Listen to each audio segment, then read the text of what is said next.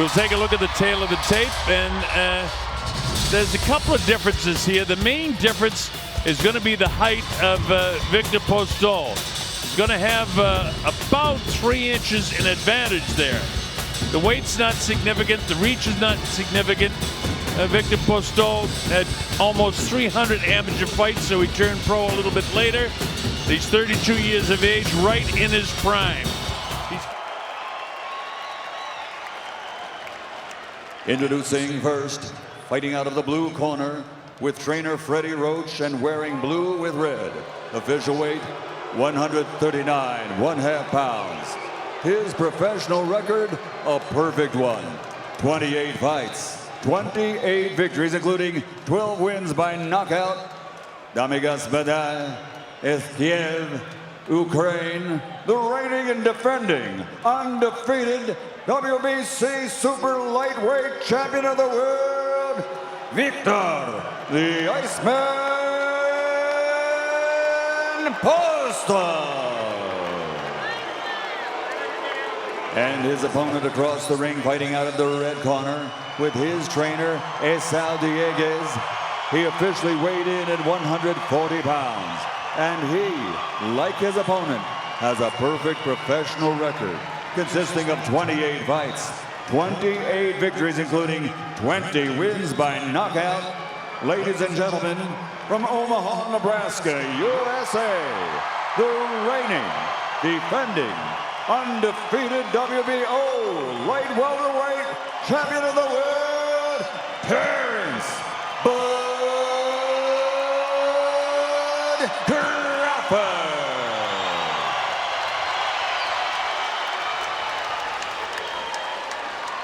So the referee, Tony Weeks, a veteran of many, many world title fights. One of the best referees in the world, handling this one. Okay, right here is okay. Anything below that's low. Right here is okay. Anything below that's low. I want a good, clean fight. Obey my commands at all times. Above all, protect yourselves at all times. Let's go. They don't touch hands.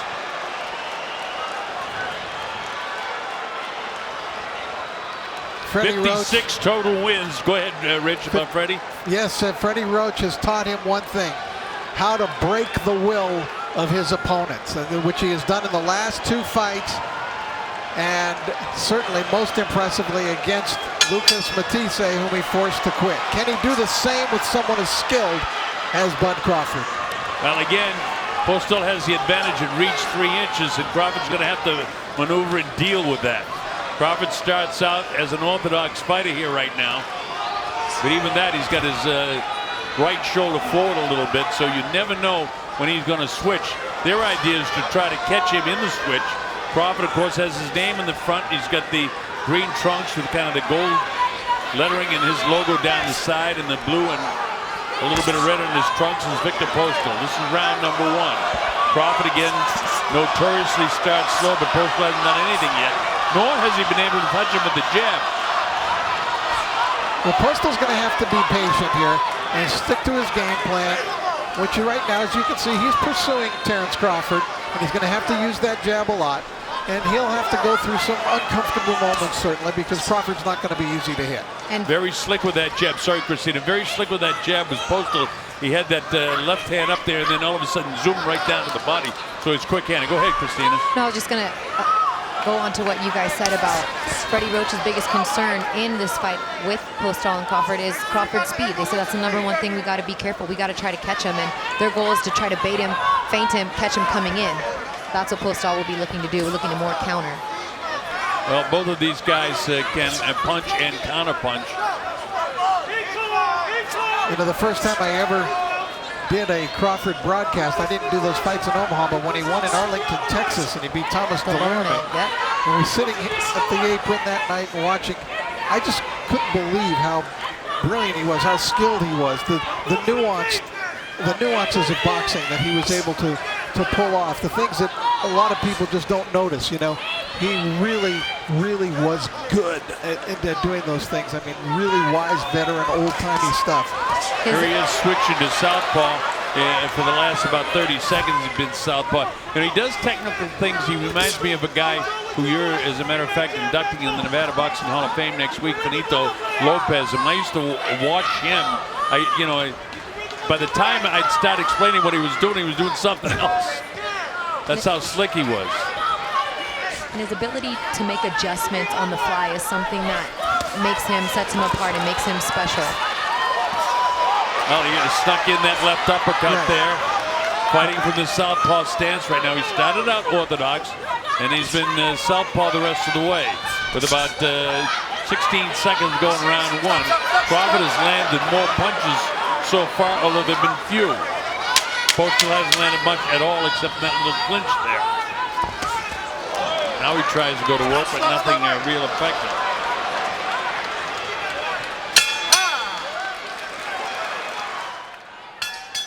Here we go to round two. This is scheduled for 12. Colonel Bob Sheridan, Rich Murata, Christina Pancha here. Hope you're enjoying it wherever you're watching around the world. This promises to be a real good fight before it's all said and done. Postol does have that old style stance of the Eastern European fighters. Straight up, hands held high, looking to jab to set things up. Crawford southpaw to start this round here. Yeah. Crawford fought half of the first round right-handed, then switched to southpaw. Now, sometimes he'll stay southpaw like this the rest of the way. He can do that. But I've noticed more and more in the last few fights that he's spending more time as a southpaw. Well, he feels in there. He's got the feel of it. It's not a thing where they're going to give him instructions on that in the corner. He knows what's working and what feels good and what feels right in there. Postol very willing to mix it up on the inside like he did with Matisse. You know, it took a long time with Matisse, and he had to, you just have to be confident in your game plan. You have to keep to it. You have to walk them down and eventually feel that you're going to get there and be able to break them down. One thing that I see here so far, though, is Postol is not, he's known for that tremendous jab. And how many times has he hit Crawford with the jab? I don't know, maybe once or twice? I don't think he has. But yeah, well, I was going to say that too, but I thought, he may have got him once or twice. Well, and I think Crawford's movement and the way even when he's standing in one place, but he's moving side to side, has Postol a little bit hesitant to keep popping that jab out because he can't really catch him with it. He's just kind of pawing with it in front of his face. Yeah, it's not like he's, even though he's coming forward, he hasn't really set up that jab by driving off that back foot, and because of Crawford's movement. Exactly. He's side to side, he's perpetual motion, and that's why he's such a good fighter. Takes that little side step, and you never know when he's going to come back at you right-handed, because he doesn't switch when he's on the inside. He does it when he's back outside. I read that Freddie wanted to, try to catch him in the switch. Well, I promise you, you won't catch Crawford in the switch because he does it when he's pulling back out, and he does it when he's away. Other fighters do it too close and they can get caught in the switch. The other thing we got to watch here is watching the front foot when we have the widest shot for you and see who's getting that foot to the outside now that Crawford is spending most of his time as a southpaw. There's that shot that we're looking for. Crawford, see that right foot to the outside. That means he can get his leverage with his left hand down the middle. The Postol touches him to the body with the jab, gets his combination. That little flurry by Crawford might be enough to win him the round right there, because it's the only significant punches really that were landed in the round. I think that's all you can say, Rich, and therefore I got to give it to Crawford. I got to. He took the first one, but he gave 3 licks back, right? That's right. And he'll keep that for a long time unless Postol at least lands some body punches to start taking those legs away. And I think Crawford got a little bothered this week when everybody was only talking about Postol's jab. He even said, he was like, well, what about my jab? Nobody's talking about my jab.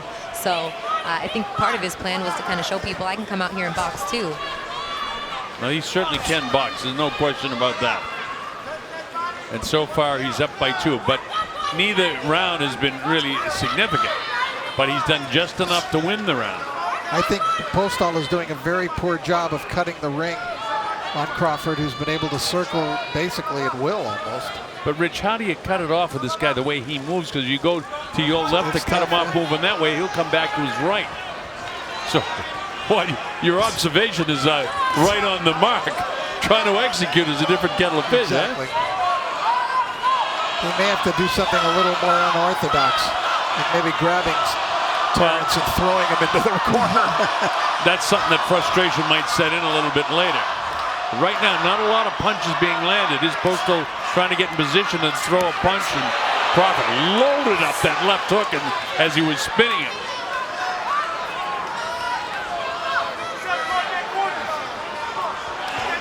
Actually, in the southpaw style, that's the right cross, and that's his power shot from this side. But he has equal power either way. Totally ambidextrous, but he stayed, except for the first minute of the first round, he'd been southpaw the rest of the way.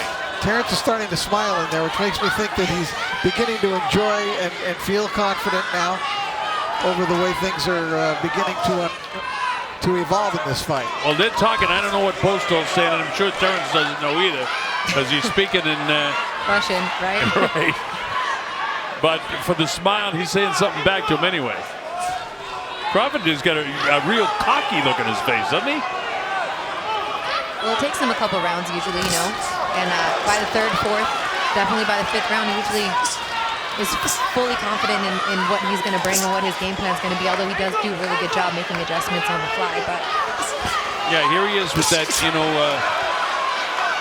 shorter reach, and he's doing a good job getting to the body of Postol. It's frustrating him a little bit because Postol, like you said, can't get inside. And his jab, which is, you know, everybody talks about, is, you know, it's there. Oh. Tony, that was one of those times the guy turned his back on him, and you shouldn't. And Crawford was just in the, he's not a dirty fighter at all by any way, shape, or manner. And Postol turned his back on him, and Crawford was in the position of throwing the punch. A little exchange. Crawford sticks his tongue out, walked into a right hand. Yeah, Postol starting to get in punching range here. Landed more punches in this round than any other round. But Crawford dictated it, with the exception of that last 20 seconds, it was a Crawford round.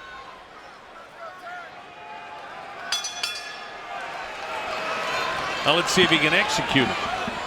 Nothing wrong with Freddie's instructions, but it's like Rich was saying, you know, it'd be better if he cut him off. Yeah, it would be. Try to do it. Try to land that jab, which he's so famous for. Well, I think he wants him to at least throw it out there with some bad intentions instead of throwing a lazy jab. Oh, yeah, yeah. Well, you know, you pointed out, Rich, too, he's the typical old-style Eastern European fighter with the hands real high and kind of almost a jab up in the air like that. Instead of snapping it out, which is what Freddie wants. So he's pawing with it. He's not really committed to it, but he can get committed in a hurry with it. And the other factor is that I think there is a bit of frustration because Crawford is just so quick on his feet moving around. I like to see Terence still try to find a way to throw more combinations, get inside a little bit. I know it's hard with that high guard you're talking about and how he kind of paused that jab hand out there, but no, I haven't really seen many body shots yet from Crawford, and I like to see him try to get inside more. Oh, there's a good lift. Pretty good counter punch there too that Crawford got hit by. Yep. That right hand counter by Postol. And Crawford's turned it up a notch now, as he did get clipped by a shot by Postol. Crowd standing. They're sensing something. Well, there's going to be more flurries like this throughout the course of this fight. Neither one of these guys are going easy. Oh. Everything that Crawford does, the crowd kind of goes nuts because there's about 2 or 3 sections that are strictly Omaha people, and you can hear them cheering.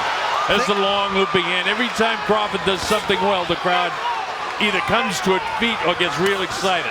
Thing is, Terence is starting to take some chances now. He's picking up his own offense now. By doing that, of course, too, he does court some danger because it does give a possibility of Postol's counters or of Terence actually running into something.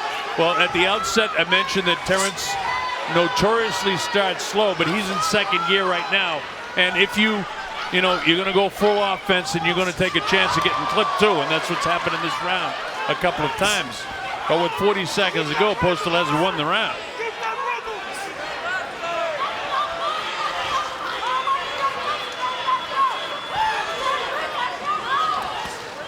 (28, 27, 26 seconds to go in the 4th round. Only been one really good flurry in the fight so far. Great foot movement by Terence Crawford, getting in position to fight. Counter punches here. Postol still not getting that jab on him too much. Left hand gets through. So Postol had the one good left, and Crawford had about 3 different punches that he landed throughout the course. So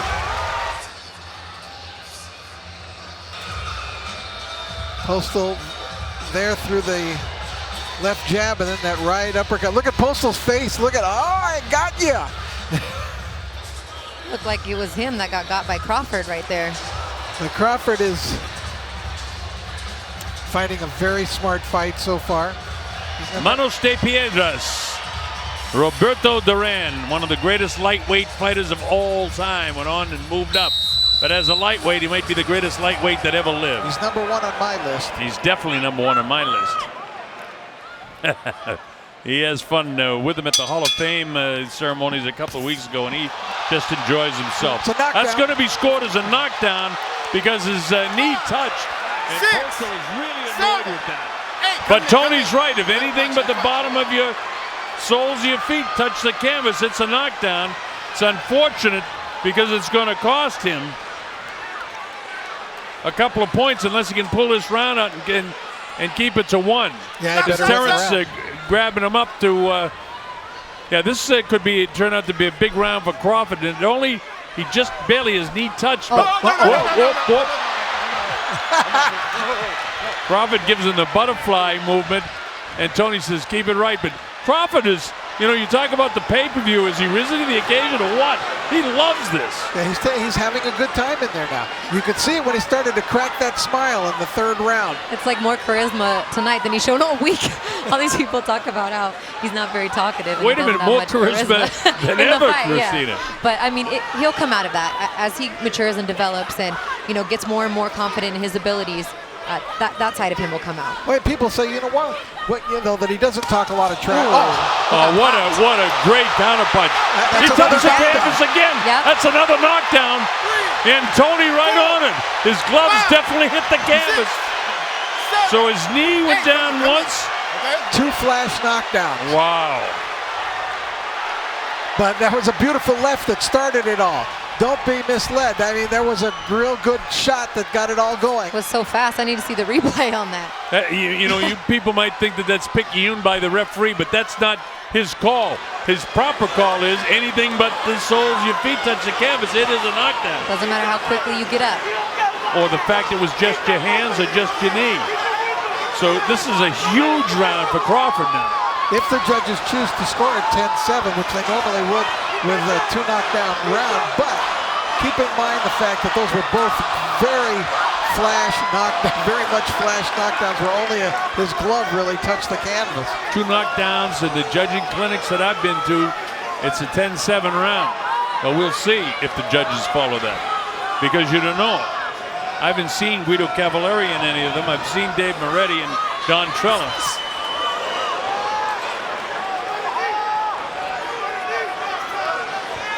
So 2 slight knockdowns with a knee touched and then the hands touched.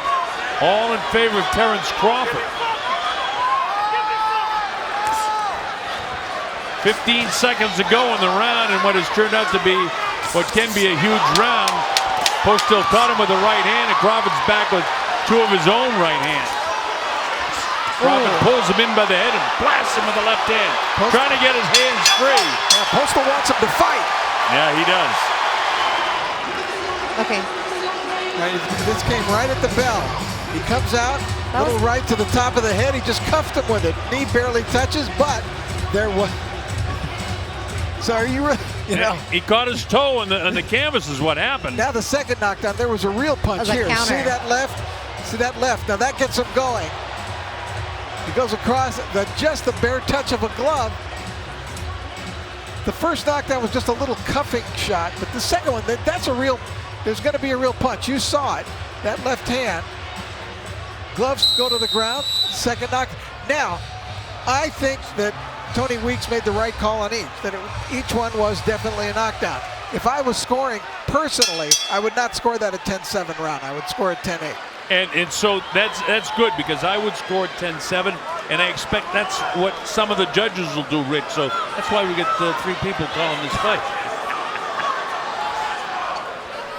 And we don't disagree with much. But I see your point, too, because they weren't big knockdowns. But according to the rule, Tony Weeks right on top of it, because there's a lot of referees that wouldn't realize that as quick as he did and wouldn't have counted. Well, maybe Terence, for either one. And Terence tried to help him out in the first one. He pointed like his hand went down. Don't miss that. So Crawford, with all that said and done, if it's a 10-7 round, it's a 50-43 on my score sheet with 5 in the books. This is round 6. Hard shot by Postol, one of his better punches of the fight, but gobbled right up by Terence.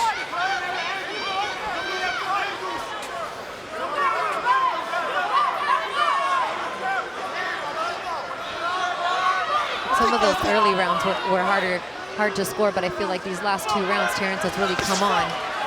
And even if he's taken a shot, he's given a couple back. Let's see if he keeps up that pace. I thought he felt that right hand though by Postol that landed earlier in this round. He's a little more wary right here. This is round 6. A little bit more cautious. Crawford wide-eyed. He's got the mouth open. He's still hot dogging it a bit, like he's enjoying it.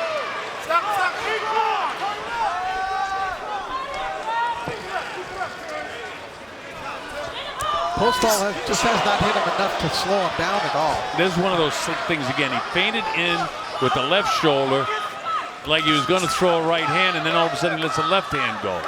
One of the slick movements to the body of the Iceman. He's going to have to really turn it up a notch to crawl back into this thing. And try to cut off the ring, because that's when he's been able to catch him a couple times. And he gets him in the corner, but he's so quick even when he catches up with him. Slick movement there. Pull that left shoulder back and cracked him with the right hand. And those are the slick things he does. And that has power too. Yep. And then as he gets to the inside, he pulls him right into him, so Postol can't retaliate. I mean, this is really ring generalship by Crawford. And the way he'll throw out the left hand and then he'll skip to one side and then quickly around the other way. These are the slight little things that Rich was talking about.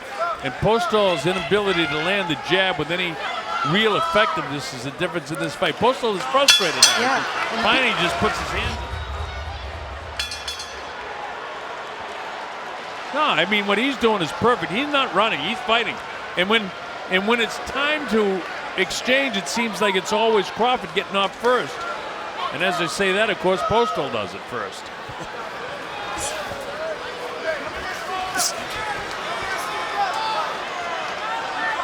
Very interesting. Big difference in the scoring in this fight is that if in fact the judges gave it a 10-7 round in the 5th, and if possibly anybody could have scored a couple of those rounds, the first couple of rounds that were fairly close, not much between them at all, that they might have given the other way. That isn't the way I see it. I get Crawford on the shutout right now. I think you're right on that, Colonel. I don't see how you could have given Postol a round. Yeah, maybe one. There was a possibly. Yeah, I think around the 3rd round, I thought he did pretty well.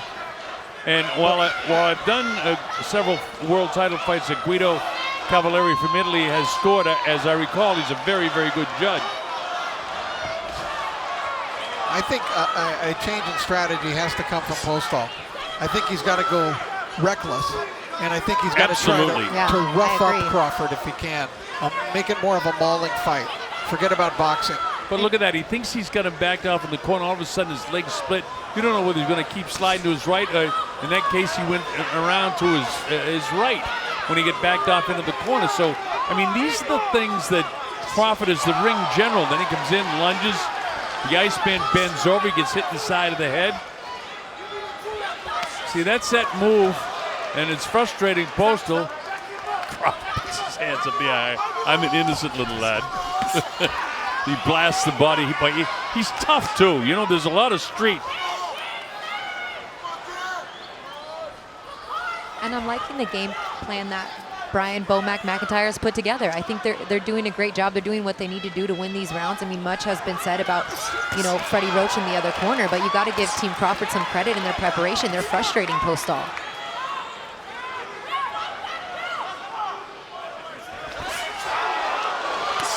You know, Viktor has a reach advantage in this fight in terms of inches, and with his normally effective left jab, you would think that would really be a big part of the fight, but Crawford has completely taken the jab away from him. And that's with the movement. And he doesn't just go to his right and commit to his right. He'll take a couple of bounces to his right and then boom, right back the other way. Or he'll step with his left foot behind him. Then he'll plant like he just did then.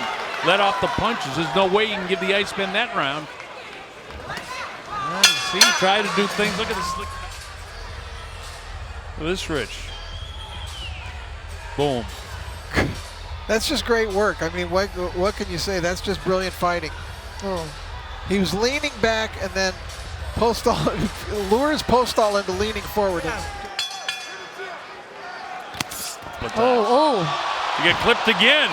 It was almost one of those flash knockdowns. His glove barely stayed off the canvas. You better start before the bell rings if you fight Terence Crawford. And on top of that, not only can he not land the jab, Crawford has him totally frustrated. Crawford burst out. You laughing. go, I go. One of you has to throw. But that's very frustrating for the guy that's already had a couple of knockdowns scored that he probably doesn't believe either one of them should have been scored against him. I don't know how he could do it, but Postol, I think, has just got to rush Crawford. Absolutely, Rich. Throw him into the corner, maul him if he can. Anything to try to mug him. Do There's something nothing else he can illegal. do. Yeah, throw it off balance. You know, he's got to change the paradigm that we're witnessing evolve here. Now, Freddie asked him to throw some hard right hands to try to catch up with this guy. Look at this jab up in the air like this. Again, the typical Eastern European jab. But that's not the jab that Postol's known for. It's not the jab we saw him against Lucas Matisse. Especially when it's a foot short of the target. And Crawford, meanwhile, is just trying to figure out where he can attack. That hand goes up in the air. He'll come downstairs with the body just like that. Yep. Oh, cracked him with a hard left hand. Off balance again. And that's why Postol doesn't want to throw first. When Postol gets hit, he goes off balance. It doesn't look like he's staggered, Rich, but you know, he really goes off balance with that left hand. There it is again, and he falls away from it. Yeah, and so he is affected by the punch. Absolutely, he's affected by it. Let's see what Terence did. The uppercut, left hand. I mean, you just don't know from whence he's coming, this guy. This is a brilliant, brilliant boxing. He wanted to showcase himself on pay-per-view. So far, so good. For Terence Crawford. Now he's got him in a corner, but he waited too long. Get him in the corner, you better snap the trap, because Crawford won't be there. And if he's going to be there, he's going to be firing. In that time, spins around and he knows how to tie this guy up. The guy can't do anything with it. Postol now, it looks like he's got a little adrenaline flow right now. He lands a right hand, but it's partially blocked on the gloves. He didn't really catch his chin. No, but that was a pretty good punch. Yeah. It wasn't too far off the mark. He needs a little more of that. Well, that's what Freddie wants him to try to land, but again, easier said than done. They were a little slit by that left eye. You can't tell if Postol's left eye might have, I guess not. This is what happened earlier in the round. It was kind of humorous. That, come on, hit me. I'll throw. No, you throw. Come on. Gotcha. But then later on in the round, as you can see, that is actually behind the head. He cuffed him behind the head. I'm going to give him that third round. All right. For for the benefit of international relations. But you wouldn't be wrong, and I wouldn't disagree with it. And those first 4 rounds were very close, and there wasn't a lot between the two of them. Even the first one was kind of tough. Yeah. So if you gave a couple of those rounds to Postol, it's insignificant at this stage. And I wouldn't find any fault with giving a couple of the first 4 rounds to Postol. It's just not the way I scored.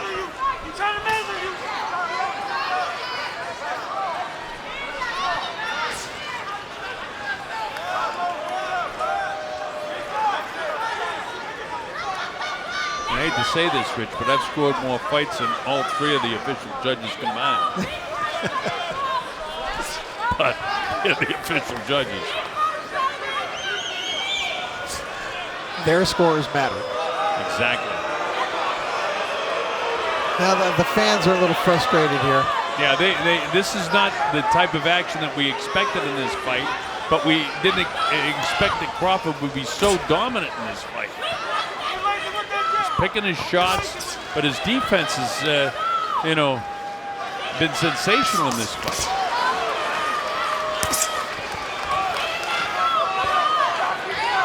We're in the 9th round, mostly Crawford, but Crawford not doing much in the 9th round whatsoever, except continuing to move and frustrating our friend from the Ukraine. Well, and after watching 8 rounds and going to the 9th now, this is the 1 versus 2. It seems like Terence Crawford is just widening the gap about how close Postol is in that number 2 spot. And that time the legs did start to go at Postol. 2-punch combination, and that hurt him. His hands have come down. His legs aren't there right now. He's fighting on heart, and he finally has to tie up Crawford. Crawford knows how to get rid of him, and it throws him off. There's plenty of time still in this round. But that flurry was a hard flurry, and it did shake the legs of Postol. Crawford looking to land something heavy right now. Postol, where's the jab that was supposed to be so effective?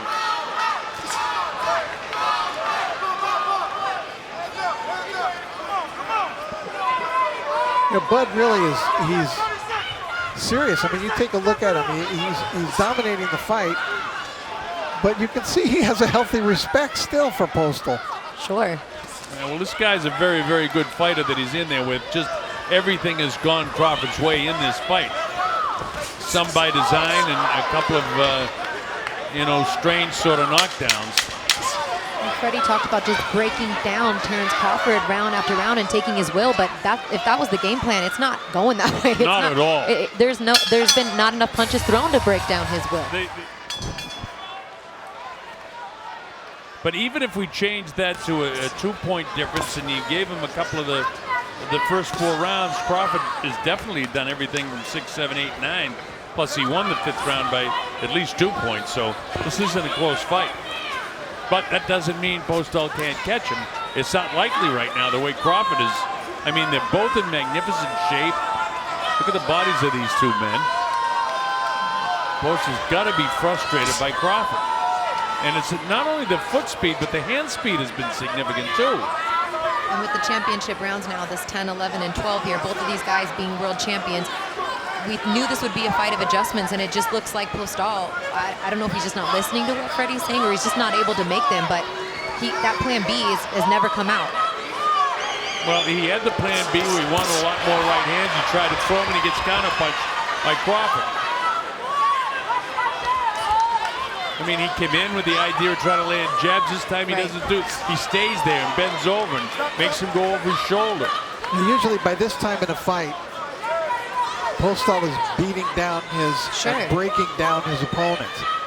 But he hasn't landed enough punches. Really, Terence Crawford looks like he could fight 20 rounds tonight. 25 rounds right at this pace. He's not getting hit enough for it to matter. He's hardly getting hit at all. Even then, with that double jab that he threw, you saw the perspiration and the water fly off the head of Postol.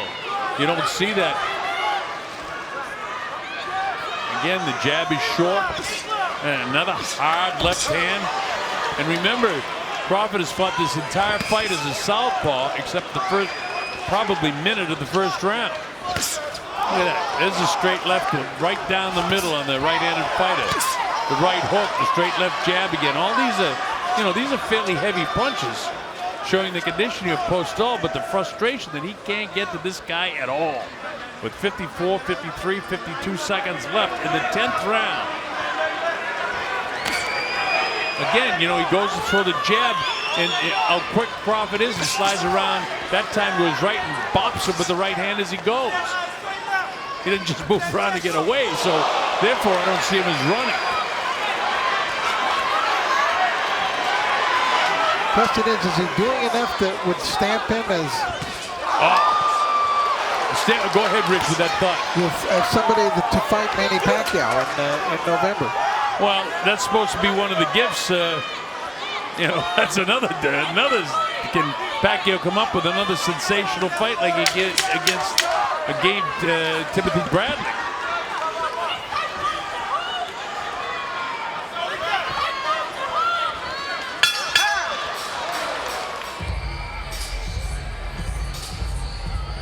Look at this.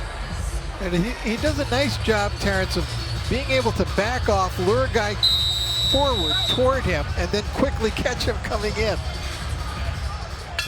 I mean, the way he's moving, and you picture Manny trying to catch up with him, and Manny moves very well. He's very quick on his feet, too, but let's finish this one first.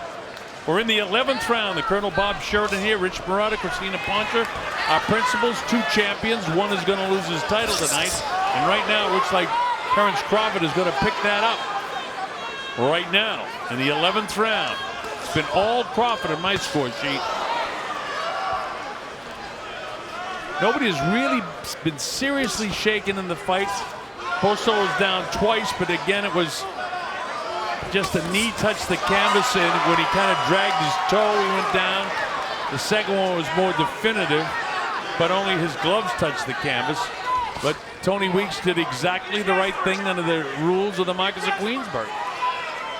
And this has to say a lot about Terence Crawford. If this was a 50-50 fight, and this was 1 versus 2, and the very best 2 at 140, which everybody believes that it was, and he's beating him handedly round after round, how good is Terence Crawford? Well, or is Postol not as good as we thought he was? He's looking like a 5-1 favorite, which is what he was. Postol, he's fighting like it. You know, 28-0, he's a good fighter, and we saw him against Batiste, who was an excellent fighter, and he handled him. But he just hasn't been able to do anything with Terence Crawford. Crawford still, that's a slick punch every time. That supposedly great jab, and it has been a great jab up until tonight.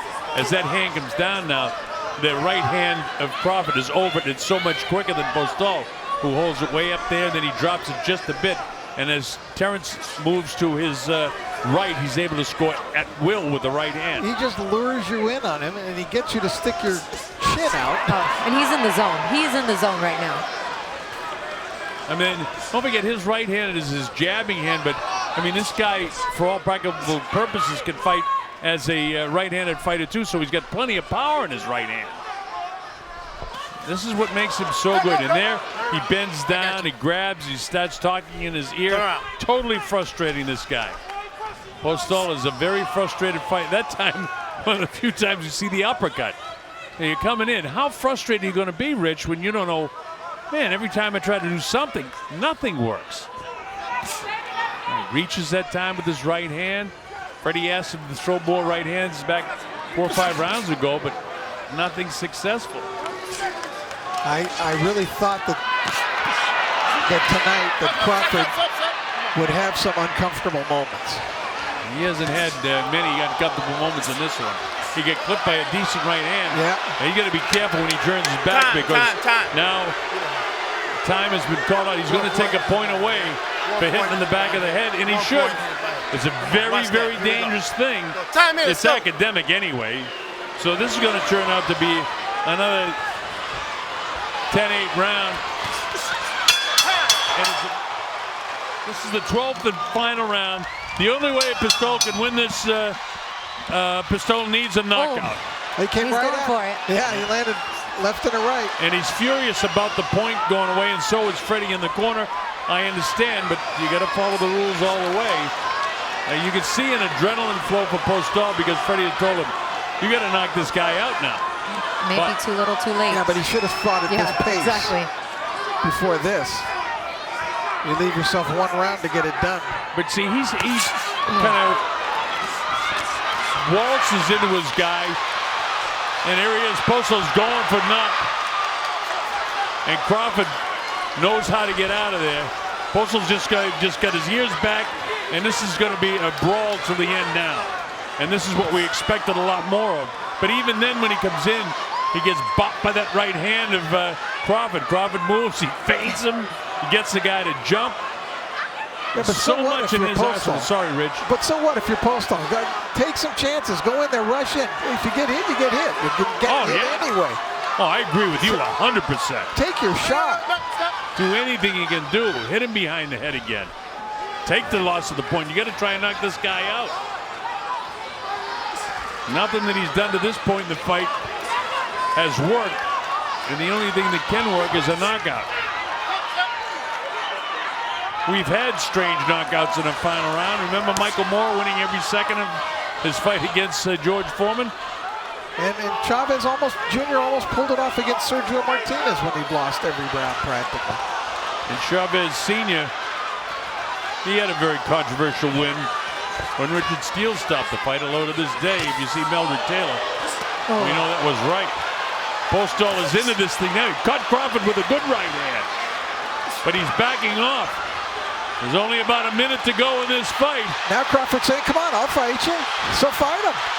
Crawford doesn't have to do this. Oh, he hit him right to the button with a hard shot on the inside with that right hand. Now Crawford wants to make a point right now. This is the type of fight we thought we'd see all along. By doing Crawford saying, no, you can't do anything with me. Sticks the tongue out. How frustrated is Postol? A good fighter. And Crawford has just made him look almost hapless tonight. Well, some people won't like that very much and what he's doing. That's all right. He's won almost every round of this fight, and rightfully so. Took away everything that Postol had going for him. Postol clipped him, and he was trying to make a point. Great movement by Crawford. 14, 13, 12. Inside of 10 seconds to go now in the fight. This has been a brilliant fight for Crawford, no matter what anybody says. This is a brilliant fight. He nails him, almost dropped him. And that's it, it's all over. Look at the smile on his face. You said almost every round, Christina. I got to win in every round. All right, let's take a look at it. Last round action. There's that left that he caught Postol with. Almost dropped him, Rich. Near the end of the round. It was a good shot. Really was more of a jab. It was a jab, but did you see his legs buckle? Wow, look at this stuff. You know, he opened up a little in the first minute of the round. Ladies and gentlemen, here at the MGM Grand of Las Vegas, we go to the scorecards. Guido Cavallari and Don Trolla both scored at 118-107. Dave Moretti 117-108. All to the winner by unanimous decision. And now both WBC, WBO light welterweight champion of the world, the fighting pride of Omaha, Nebraska, Terence Crawford. So with those scores, a unanimous decision victory for Bud Crawford. Two of the judges had a 118-107 in comparison to my score sheet.